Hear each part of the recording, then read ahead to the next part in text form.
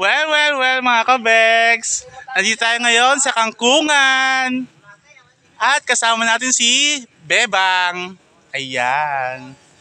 Wala siyang maulam kaya ako kumukuha siya ng kangkong. Madami ako ulam doon. Bibigyan niya ka mamaya. Kumaya mga ano pa tayo eh.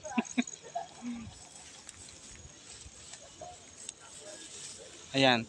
Gagawin daw niyang ano yung gagawin mo dyan? Kangkong chips. Kangkong chips. Dito pa oh, marami pa dito oh. Tinulungan mo ako mas madami talaga. Binibidyo nga kita. Ayan, oh, 'di ba? Baka talbos ng kamote makuha mo ha. Alam ko yung kangkong, baliw. Ayan. So, bye mga kabegs. Mamaya, matapos sabi kumuha ng talbos ng kamote. Kangkong talaga to. Ay! Kangkong. Kangkong nga pala, hindi pala kamote. Dahon ng kangkong nga pala kinukuha namin. Bye! Magbay ka naman, Bex. Ito ang sungit. Yan.